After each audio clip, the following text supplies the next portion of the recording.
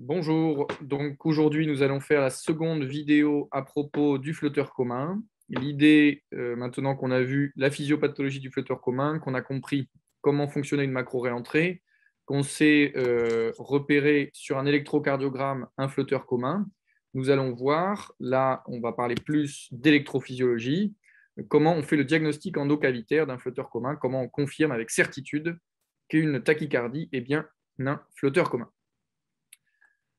Voilà d'abord un aparté sur comment on se repère grâce à la scopie on a un patient sur une table d'électrophysiologie. D'accord. Il faut d'abord donc comprendre l'anatomie cardiaque en 3 dimensions, c'est évidemment indispensable. Là, on a pris un scanner d'un patient, d'accord, et on a séparé les différentes cavités avec des couleurs. Là, on a l'oreillette droite en bleu, l'oreillette gauche en rose, l'œsophage qui est derrière en jaune, le sinus coronaire en vert, le ventricule gauche en rouge avec ses trabéculations et le ventricule droit en vert. D'accord. Donc, il est très important, évidemment, d'avoir parfaitement cette anatomie en 3 dimensions en tête, notamment lorsqu'on veut faire un transseptal entre l'oreillette droite et l'oreillette gauche, lorsqu'on veut aller ablater une extrasystole ventriculaire de l'infundibulum, de voir que l'infundibulum droit se couche comme ça sur l'infundibulum gauche. Voilà, il est très important d'avoir cette anatomie en tête. Et on va comparer cette anatomie en 3 dimensions avec la silhouette cardiaque dans les différents axes qu'on utilise en scopie. Globalement, en ablation et en électrophysiologie, on utilise 4 grands axes. D'accord. Le premier, c'est ce qu'on appelle la position antéro-postérieure, dite AP. D'accord. On place la scopie face au patient. La seconde est beaucoup moins utilisée, ce qu'on appelle le profil. On se place à 90 degrés par rapport au patient. La troisième, c'est ce qu'on appelle en anglais le RAO, c'est-à-dire le right anterior oblique, l'oblique antérieur droit. On regarde le cœur depuis la partie droite. Et la quatrième, c'est le LAO, donc left antérieur oblique, l'oblique antérieur gauche. En général, on se place à 30 degrés pour ces deux obliques. Bon, évidemment, on peut tourner plus ou moins la scopie. Voyons ce que ça donne en termes de repérage, d'accord, sur la silhouette cardiaque. Lorsqu'on est en AP, on voit la silhouette cardiaque qui se dessine ici, et ici, on a la partie latérale de l'oreillette droite. D'accord. On a placé 3 cathéters pour se repérer. Un cathéter dans le sinus coronaire, d'accord, qui passe donc de la veine cave inférieure à l'oreillette droite, puis dans le sinus coronaire. Un cathéter sur le is, d'accord, et une gaine dans la veine cave supérieure. Lorsqu'on est donc en antéro-postérieur, on a globalement la colonne vertébrale qui est au milieu de la silhouette cardiaque, grosso modo, d'accord. Et on va avoir notre cathéter ici dans le sinus coronaire. Alors là, l'image a changé, donc on ne voit plus, mais on a la gaine ici qui est dans la veine cave, lorsqu'on la voit ici, la gaine qui est dans la veine cave supérieure, d'accord. On voit ici donc la veine cave supérieure au niveau de l'oreille droite. Et notre cathéter sur le is, pareil, qui se projette ici, donc qui se projette comme ceci, entre les deux anneaux, ici l'anneau tricuspide, ici l'anneau mitral. On a placé en transparence les différents éléments de l'anatomie cardiaque. On a l'oreillette droite ici en bleu. On a dessiné l'anneau tricuspide qui nous intéresse en bleu ciel. Derrière, on a l'anneau mitral ici. Le ventricule droit qui va se dessiner comme ça. Le ventricule gauche qui va dépasser un petit peu. D'accord. Donc retenez bien, on a globalement les deux anneaux, tricuspide et mitral, l'un à côté de l'autre, mais plutôt de forme ovale, parce qu'on a l'oreillette gauche qui est légèrement derrière l'oreillette droite. D'accord. Ensuite, lorsque l'on se place en RAO, donc en antérieur oblique droit, d'accord, on a donc cette fois-ci la colonne vertébrale qui se déplace, vous le voyez à gauche de l'image, d'accord. On voit toujours notre gaine dans la veine cave supérieure, notre cathéter sur le is et notre cathéter au niveau du sinus coronaire. Qu'est-ce que cela donne lorsqu'on rajoute l'image en 3 dimensions?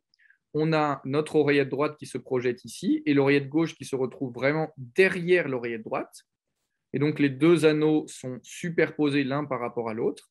Par contre, on voit beaucoup mieux le ventricule droit se dégager, ce qui est logique puisque le cœur a une inclinaison vers la gauche au niveau du thorax.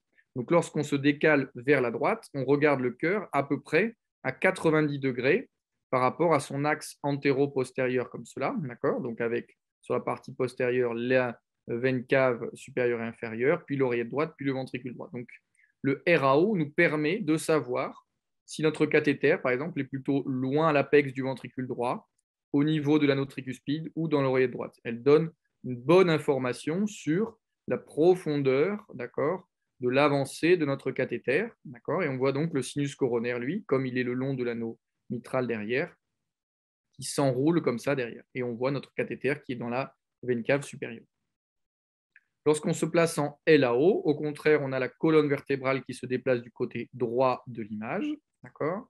Et on va avoir, lorsqu'on rajoute notre anatomie cardiaque en 3 dimensions, toujours la veine cave supérieure qui est ici, l'anneau tricuspide qui se met cette fois-ci bien rond face à nous, l'anneau mitral qui est également bien rond face à nous, décalé par rapport à l'anneau tricuspide, ce qui est logique, puisque cette fois-ci, on regarde le cœur à peu près depuis l'apex, d'accord. Et donc, on se retrouve avec le ventricule droit, le ventricule gauche en enfilade comme ça, le ventricule droit aussi en enfilade. Et donc, c'est la position parfaite pour savoir si on est plutôt septal ou plutôt latéral autour de notre anneau tricuspide. Et c'est une position qu'on utilise très souvent, notamment lorsqu'on veut faire des ablations au niveau du triangle de corps, pour savoir si on est plutôt antérieur, au milieu ou plutôt postérieur. D'accord ? Donc retenez bien ces différentes positions. Là, on voit le cœur globalement de face et donc on voit très bien les anneaux mitral et tricuspide, alors qu'en RAO, les anneaux sont alignés l'un par rapport à l'autre et on voit très bien par contre l'oreillette et le ventricule. En profil, c'est donc une incidence qu'on utilise relativement peu. On peut l'utiliser essentiellement pour se repérer lors du transseptal. Donc là, on se retrouve avec notre gaine qui est toujours dans la veine cave, le sinus coronaire qui passe comme ça derrière, et le is qui est projeté de façon logique vers l'avant. D'accord ? Et donc, ça nous permet de voir, vous voyez ici, l'anneau tricuspide qui est décalé là-bas, l'anneau mitral qui est décalé ici, et ça nous permet de voir le contact entre l'oreillette gauche et l'oreillette droite et la région dans laquelle on voudra faire notre transseptal. D'accord ? Donc, c'est une orientation un petit peu particulière que l'on utilise encore une fois essentiellement pour le transseptal. On aura l'occasion de revenir sur cette incidence lorsqu'on fera les transseptaux. Ensuite, une deuxième chose très importante, c'est de connaître l'anatomie de l'isthme cavo-tricuspide et de savoir que cet isthme peut avoir différentes formes en fonction des gens, peut être plus ou moins long, d'accord, qu'on peut avoir chez certains patients ce qu'on appelle une poche au niveau de la valve d'Eustache ici, d'accord. On peut avoir au contraire des muscles pectinés qui débordent loin sur l'isthme cavo-tricuspide, d'accord. Et lorsque l'oreillette droite est dilatée, on peut avoir des isthmes cavo-tricuspides qui sont très larges. Et on voit que normalement, habituellement, la taille de l'isthme cavo-tricuspide est plus courte à sa portion septale qu'à sa portion latérale. Alors donc, d'abord, avant d'être capable de confirmer ou infirmer qu'il s'agit bien d'un flotteur commun, il faut savoir se repérer sur notre anneau tricuspide. Donc là, on s'est mis, vous l'avez compris, en LAO, d'accord, puisqu'on voit les deux anneaux tricuspide et mitral de face, d'accord. Et on a mis notre cathéter sur la partie septale de l'isthme cavo-tricuspide, sur la partie inférieure de l'isthme cavo-tricuspide, sur la partie inférolatérale de l'isthme cavo-tricuspide. D'accord ? Donc vous voyez que le LAO nous permet de savoir si notre cathéter est septal, au milieu ou latéral par rapport à l'isthme cavo-tricuspide. D'accord ? Très important de savoir vite et efficacement se repérer à la scopie. Ensuite, on se place cette fois-ci en RAO. On a l'oreillette droite derrière. On est de profil maintenant par rapport au cœur. L'oreillette droite qui est derrière, le ventricule droit qui est devant. Et on place notre cathéter loin dans le ventricule, sur l'anneau tricuspide, donc au niveau de l'isthme cavo-tricuspide, et sur la portion atriale. Vous voyez qu'on recule au fur et à mesure le cathéter. Et on va pouvoir se repérer au niveau des signaux. D'accord ? Là, on regarde ici le signal enregistré par la partie distale du cathéter d'ablation, donc RF distal. On voit que le signal atrial est tout petit alors que le signal ventriculaire est très grand, qu'on a un rapport AV très en faveur du ventricule, ce qui est logique puisqu'on est dans le ventricule. Quand on recule, on a un rapport AV qui a tendance à s'égaliser, d'accord ? On commence à avoir des tailles de signaux auriculaires qui sont de la même taille que les signaux ventriculaires. Et lorsqu'on est beaucoup plus atrial, on se retrouve avec un rapport AV très en faveur de l'oreillette. Donc on se rend compte qu'en fait, pour connaître notre position plutôt ventriculaire, plutôt atriale sur l'isthme cavo-tricuspide, on n'a pas vraiment besoin de l'incidence RAO, puisque la taille des signaux et le rapport AV des signaux enregistrés par le cathéter d'ablation nous suffisent pour dire si on est plutôt très ventriculaire, au milieu de l'isthme, ou plutôt très atrial. Donc, ce qu'on fait en pratique, on va se placer en LAO 30 degrés, d'accord, pour savoir si on est septal, au milieu ou latéral à notre anneau. Et on va regarder les signaux, le rapport avec, pour savoir si c'est ventriculaire, au milieu de l'isthme ou atrial. D'accord. La deuxième chose qu'il faut bien comprendre lorsqu'on fait l'ablation de l'isthme cavo-tricuspide, c'est que lorsqu'on se place sur la portion atriale de l'isthme, donc on a dit qu'on avait sur le signal enregistré par l'ablation des grands signaux atriaux et des petits signaux ventriculaires, donc un rapport AV très en faveur de l'oreillette. D'accord. Eh bien, si on recule un tout petit peu, j'ai mis donc en transparence ici la position antérieure du cathéter. Si on regarde vite, on peut avoir l'impression qu'on a toujours la même position, mais en fait, on a sauté, on est passé un petit centimètre en dessous. Et là, on voit qu'on n'a quasiment plus de signaux sur l'ablation. En fait, on est tombé dans la veine cave inférieure. D'accord. Et donc, on n'est plus sur du tissu cardiaque, mais sur du tissu veineux. Et si on est en train de faire l'ablation, pour plus tard, il faut le retenir, parce que si on est en train de faire l'ablation de cette zone-là, ça peut être dangereux. Un, le patient va avoir très mal. Et deux, on peut faire de lourds dégâts. D'accord. Donc, il est très important de se rendre compte, lorsqu'on a notre cathéter qui saute comme ça brutalement et que les signaux s'affaissent brutalement, qu'on n'est plus sur l'isthme cavo-tricuspide, mais qu'on a sauté en dessous au niveau de la veine cave inférieure. D'accord. Alors maintenant, comment on confirme que notre flotteur est bien un flotteur commun? On va avoir donc 3 techniques différentes qui s'associent, parce qu'il y en a qui sont complètement, parfaitement fiables, mais plus longues à réaliser, et d'autres qui nous donnent une bonne idée, mais qui ne sont pas forcément parfaitement fiables, mais qui sont plus rapides. La première chose, on voit sur l'électrocardiogramme ici qu'on a plutôt un aspect de flotteur horaire, d'accord, donc de flotteur potentiellement atypique, puisqu'on n'a pas l'aspect en dents de scie classique, d'accord. Donc on peut déjà avoir un doute, est-ce que ce flotteur est bien isthme dépendant? La première chose, on va regarder l'activation du cathéter au niveau du sinus coronaire, d'accord. Donc on place un cathéter quadripolaire dans le sinus coronaire, avec 4 pôles, et on regarde le temps d'activation du dipôle dit proximal, pôle 4, pôle 3, par rapport au dipôle distal, pôle 2, pôle 1. D'accord. Donc, l'activation ici du pôle proximal du sinus coronaire, donc ici, se fait avant l'activation du dipôle distal. D'accord. Donc, ça veut dire que notre influx électrique arrive d'abord au niveau du CS proximal, puis du sinus distal. Donc, du coup, ça veut dire que l'influx électrique part plutôt de la droite vers la gauche. Donc, ça, c'est un argument plutôt en faveur du fait que l'arythmie vienne de la droite. On verra que c'est imparfaitement fiable parce qu'il existe certaines arythmies à gauche où on peut avoir ce type d'activation du sinus coronaire. Cependant, si on avait une activation du sinus coronaire dans l'autre sens, ça exclut pour le coup que le flotteur soit isthme dépendant, en tout cas isthme cavo-tricuspide dépendant. D'accord ? Une fois qu'on a regardé l'activation du sinus coronaire, on va comparer le temps d'activation du sinus coronaire avec l'activation au niveau de notre cathéter d'ablation. D'accord ? On va regarder, on va prendre par exemple comme référence l'activation du sinus coronaire proximal. Donc on va prendre ici cette déflexion négative, donc on la prend ici par exemple, et on va mesurer le temps entre cette déflexion au niveau du sinus coronaire et la déflexion, donc la dépolarisation au niveau de l'isthme cavo-tricuspide, par exemple. On commence sur la partie septale de l'isthme cavo-tricuspide, ce qu'on appelle en anglais le Local Activation Time, le LAT, d'accord, c'est-à-dire la différence entre l'électrode de référence qu'on a prise. Vous allez voir que cette stratégie-là, on l'utilise pour de très nombreuses arythmies. C'est la façon dont on réalise les cartes d'activation, d'accord. Donc on prend une référence. Ici, on a pris le sinus coronaire 3-4. Pour le flotteur commun, c'est très pertinent. Et on va comparer le temps d'activation entre ce dipôle-là et notre cathéter d'ablation qu'on va balader à l'intérieur de la cavité cardiaque. Donc, le temps là est très court entre notre référence au niveau du sinus coronaire et l'activation locale, le LAT en anglais. Ensuite, on va décaler notre cathéter. On va le mettre par exemple sur la paroi latérale droite de l'oreille droite, d'accord. Et on va voir que ce temps est un petit peu plus long. Ça veut dire que cette partie-là s'est dépolarisée avant celle-là. On va continuer de balader notre cathéter. On va voir qu'à nouveau, le temps devient encore plus long. Donc, on voit que cette partie-là s'est dépolarisée avant celle-là et avant celle-là. Et lorsqu'on se remet au niveau septal, on se retrouve encore plus loin. On se retrouve même juste avant l'activité du sinus coronaire d'après. D'accord ? Et donc, on peut ici faire une sorte de carte d'activation manuelle sans avoir de modèle en 3 dimensions, juste en baladant notre cathéter autour de l'anneau tricuspide. Et on peut dire, cette partie-là s'active avant celle-là, avant celle-là, avant celle-là. Donc, j'ai, de façon assez logique, une activation horaire autour de l'anneau tricuspide. D'accord? Et surtout, lorsque je balade mon cathéter autour de l'anneau tricuspide, j'enregistre la totalité du cycle de l'arythmie. Il n'y a pas de délai plus court entre le tour de l'anneau tricuspide ici et le temps total de l'arythmie. D'accord?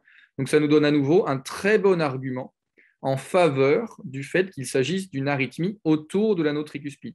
Ce n'est pas une preuve formelle, parce qu'on pourrait imaginer par exemple une activation focale d'ici avec un bloc là, et puis ça tournerait comme ça, mais en fait, ce ne serait pas une macro-réentrée, un flotteur commun, mais éventuellement une activité focale. Bon, pourquoi pas.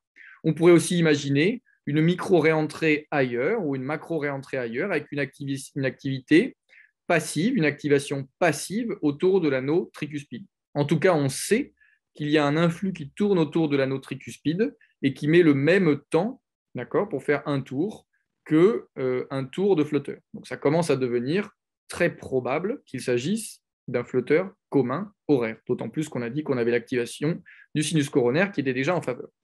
Maintenant, la troisième chose qui va nous permettre, alors évidemment, si on fait une carte d'activation en 3 dimensions, c'est finalement exactement la même chose que l'on fait lorsqu'on fait les cartes d'activation. On va comparer le temps d'activation du sinus coronaire à le temps d'activation à des milliers d'endroits différents, d'accord? Et donc ça nous fait une carte très précise.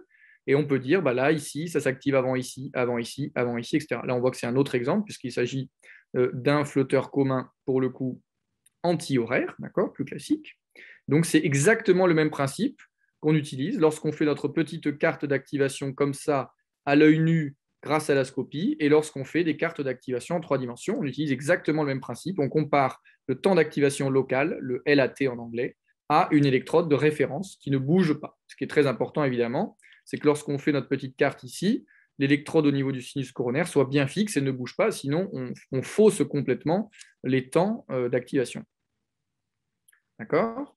Donc la troisième chose pour confirmer qu'il s'agit vraiment d'un flotteur isthme dépendant ou pas, d'accord? On va prendre un autre exemple, l'exemple d'un autre patient où on a à nouveau un flotteur potentiellement atypique, d'accord, avec des vagues positives en D2, D3 et AVF, d'accord? Petite négativité en V1 qui a tendance potentiellement à se positiver en V4, V5, V6. Et on va faire ce qu'on appelle un PPI. Donc ça, le PPI, le Post-Pacing Interval, c'est une notion que vous devez connaître, que l'on va voir aujourd'hui, et que pareil, on va apprendre aujourd'hui ce que c'est qu'un PPI, et on le réutilisera dans de très nombreuses vidéos pour confirmer ou infirmer de très nombreuses arythmies. À partir du moment où on a une macro-réentrée, on peut l'entraîner, et du coup, on peut utiliser cette stratégie diagnostique qui est l'entraînement et la mesure du temps de retour sur le cycle à l'arrêt de l'entraînement. D'accord? Donc ici, on voit qu'on a un cycle d'arythmie qui est mesuré aux alentours de 230 millisecondes, d'accord, entre deux intervalles réguliers. Et on a stimulé plus rapidement que la fréquence, donc que le rythme, que le cycle de l'arythmie. On a stimulé avec un cathéter. Ici, donc, on a placé le cathéter sur l'isthme cavotricuspide. Vous pouvez le voir ici, d'accord, à la scopie. Et on mesure le temps de retour. Là, c'est le dernier battement stimulé. On mesure le temps entre la dernière stimulation et le démarrage, on va dire, ou la reprise de l'activation locale liée à l'arythmie qu'on n'a pas arrêtée, d'accord? Donc l'arythmie continue. Et on mesure le temps de retour sur le même point, toujours sur le même cathéter, entre le dernier battement stimulé et le premier battement de l'arythmie qui a repris. D'accord? Et on va voir que ça nous permet de savoir si notre cathéter, là où on l'a placé, est à l'intérieur du cycle ou au contraire, est-ce qu'il est très loin du circuit. Ça nous permet de jouer en gros au chaud-froid. On sait si on est chaud ou si on est froid par rapport à la localisation du circuit d'arythmie. Donc là, on voit que notre temps est bien plus long que le temps du circuit. Donc on corrige, on fait ce chiffre-là moins ce chiffre-là. Donc là, on voit qu'on est à bien plus de 100 millisecondes. On a 138 millisecondes de différence. Et donc, on voit qu'on dit que le PPI est long, le PPI corrigé, donc c'est-à-dire ce chiffre-là moins le chiffre de l'arythmie. Ce chiffre-là est très long, et donc notre cathéter est très loin du circuit lui-même. Donc ici, on peut prouver qu'il ne s'agit pas d'un flotteur commun. Au contraire, si on avait un PPI qui était 0 ou très proche de 0 millisecondes, c'est-à-dire qu'on avait un temps de retour aux alentours de 230 millisecondes, on aurait pu affirmer que cette région-là était utilisée, était empruntée par l'arythmie, et donc que notre arythmie était bien isthme-dépendante, et on l'aurait prouvé pour le coup avec certitude. D'accord ? Pour le même patient, on a placé cette fois-ci le cathéter dans le sinus coronaire, on a stimulé depuis la partie distale du sinus coronaire, d'accord ? Et on voit que notre cycle de retour, pour le coup, est beaucoup plus court, il est seulement 10 millisecondes, 20 millisecondes pardon, plus long que le cycle de l'arythmie. Et donc là, on voit que lorsqu'on est sur la partie latérale du sinus coronaire, on est très proche du circuit. Et donc, il s'agit bien d'un flotteur qui dépend de l'oreillette gauche et non pas de l'oreillette droite. D'accord ? Voilà un exemple où le PPI est très, très intéressant parce que simplement avec un seul cathéter, on n'a pas eu besoin de mettre de cathéter d'ablation, etc. En enregistrant un PPI sur le sinus coronaire et un PPI sur l'anneau tricuspide, on a pu montrer qu'il s'agissait d'un flotteur gauche. Alors, essayons de comprendre comment fonctionne le PPI, parce que, donc, c'est-à-dire les manœuvres d'entraînement, parce qu'au début, ça peut être un petit peu difficile à comprendre. On prend un modèle très simple où on a une arythmie qui tourne autour d'un obstacle et on a une zone ici qui est un cul-de-sac. Hein, en anglais, on parle de dead end. D'accord ? Et donc, on va avoir un cycle, par exemple, à 300 millisecondes qui tourne autour de l'obstacle avec une dépolarisation, d'accord, de notre dead end passive. D'accord ? On va choisir un site de stimulation. On va placer notre cathéter, pour le coup, au niveau du circuit. Et on va stimuler à une fréquence plus rapide, par exemple à 280 millisecondes, plus rapide. Et donc, on va gagner, entre guillemets, la bataille par rapport au circuit qui est en train de tourner. Il faut en général plusieurs stimulations d'entraînement pour finir par réussir à capturer, parce que si au début, on est par hasard tombé sur un moment où les cellules étaient en période réfractaire, il faut stimuler plusieurs fois, mais comme on stimule plus vite, on finira par réussir à entraîner la région. D'accord ? Et une fois qu'on réussit à entraîner la région, on se retrouve avec une dépolarisation anticipée d'une partie du circuit, d'accord ? Avec donc une partie ici des cellules qui sont en période réfractaire un peu plus large. On tourne ici, notre circuit arrive là, et au moment où il arrive là, on stimule à nouveau, puisqu'on stimule plus rapidement, et ainsi de suite, et ainsi de suite, et ainsi de suite. D'accord ? Et on va, au bout d'un moment, une fois qu'on a bien entraîné, qu'on a confirmé qu'on avait bien entraîné la région, on va arrêter de stimuler et on va calculer le temps entre la dernière stimulation et le moment où l'arythmie, naturellement, revient dépolariser la zone. Et donc, on voit que lorsqu'on est dans le circuit, eh bien, ce temps-là est très simple. Entre le moment où on a stimulé, du coup, notre influx est parti ici, il a fait le tour, il a fait le tour, il a fait le tour, il a fait le tour, eh bien, le temps est exactement identique au temps que prend l'influx électrique habituellement pour faire le tour de l'obstacle. Donc, lorsqu'on a notre site de stimulation qui est à l'intérieur du circuit, eh bien, notre PPI, notre post-pacing intervalle, notre intervalle de fin de stimulation est égal au temps que met le fond de dépolarisation pour faire le tour du circuit, c'est-à-dire en l'occurrence 300 millisecondes. Donc notre PPI corrigé fait 300 moins 300, 0 millisecondes. D'accord ? Deuxième exemple, cette fois-ci, on va stimuler loin de notre site où a lieu l'arythmie, d'accord ? Par exemple, dans un dead end, dans un long couloir comme ça, par exemple, ce serait, pour imaginer le sinus coronaire, alors qu'ici, on est au niveau de l'anneau tricuspide, d'accord ? On va stimuler à nouveau plus rapidement. Donc, on va finir par réussir à arriver en avance ici par rapport au circuit qui tourne. Pareil, il va falloir en général stimuler plusieurs battements d'affilée pour finir par réussir à capturer la zone. Mais on va pouvoir s'immiscer ici et dépolariser en avance notre arythmie. Alors bien sûr, on se retrouve à des timings où il faut stimuler bien en avance, puisqu'il faut le temps que l'arythmie arrive ici, et donc il faut que l'influx soit parti longtemps avant ici, pour au final pouvoir passer avant l'influx électrique qui est en train de faire le tour de l'obstacle. D'accord ? Et on va faire de même, on va finir au bout d'un moment par arrêter de stimuler lorsqu'on est sûr qu'on a bien capturé de façon reproductible notre myocarde, et on va laisser l'influx faire le tour de l'obstacle et revenir au point de stimulation, et on va mesurer le temps. Et bien le temps, ça va être finalement pour avoir ce temps-là, et bien on a le temps entre notre étoile jaune et notre étoile violette, c'est-à-dire j'ai stimulé, l'influx est venu ici, il a fait le tour de l'obstacle, d'accord? Il a fait le tour de l'obstacle et il est revenu jusqu'au point de stimulation. Donc, le cycle de retour, c'est le temps pour arriver jusqu'au circuit, le tour de circuit et le temps pour revenir. Donc, vous comprenez que si on est hors du circuit, eh bien, on va avoir un PPI, un post-pacing intervalle, qui va être plus long que le tour du circuit lui-même, et même il va être plus long par, on peut tout simplement connaître cette durée, c'est le temps de conduction dans un sens et dans l'autre, plus le temps de tour autour du circuit. D'accord?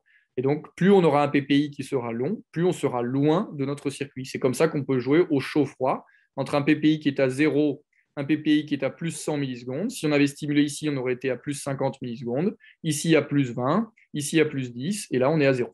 D'accord? Voilà le concept de post-pacing intervalle. Il est très important de comprendre les conditions pour qu'un PPI soit interprétable. Il faut que, et ça c'est le plus difficile à obtenir, que le circuit soit parfaitement entraîné par notre stimulation, donc que notre cathéter soit bien stable, qu'il stimule toujours au même endroit, et qu'on voit et qu'on soit capable de confirmer qu'on a bien capturé le circuit de façon durable. Et il faut que lorsqu'on arrête l'entraînement, l'arythmie ne soit pas perturbée. Parfois, l'arythmie peut être perturbée avec un cycle ou deux qui sont un petit peu plus lents, voire un arrêt complet de l'arythmie, où là, pour le coup, notre PPI ne sera pas interprétable. D'accord ?